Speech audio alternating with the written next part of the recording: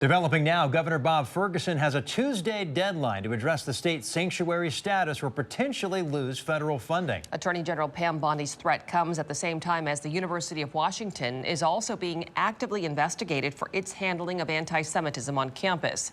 Universities across the country have also faced federal funding cuts. That's why KOMO senior reporter Chris Daniels continues to ask questions about a still unresolved case on campus. He's live from UW tonight with more on that. Chris? Hi, Mary. Hi, Preston. There have still been no criminal charges filed after the pro-Palestinian vandals stormed the IEB 3 months ago here on the University of Washington campus, causing all sorts of damage. With this looming question now hanging over the UW and universities across the country that are facing potential big cuts in aid from the federal government. Could this one building that now quietly stands on the UW campus also be a flashpoint for a larger discussion? Why is this taking so long? That's a fair question. Casey McNerthney with the King County Prosecutor's Office acknowledges the destructive behavior at the Interdisciplinary Engineering building on campus has not led to formal charges. If you file cases and they're accepted by the court that aren't strong, that's just a headline, and that's not helpful for anybody. The incident in May was 105 days ago.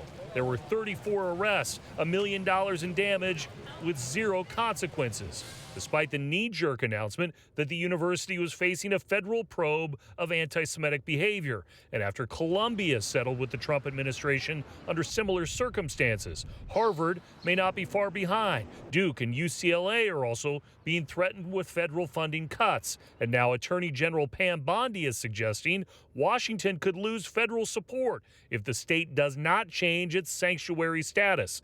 The UW, the biggest recipient of federal research grants of any school in the country, quietly this month projected a 26% drop in aid and has already planned tuition hikes for undergraduate and graduate programs.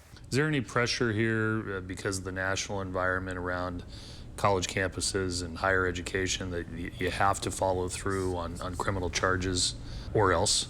If you cause $1 million worth of damage, we want to be able to identify who did that damage and hold them accountable, period. It is the cloud that continues to hover over this building and this campus as it readies for another academic quarter this fall.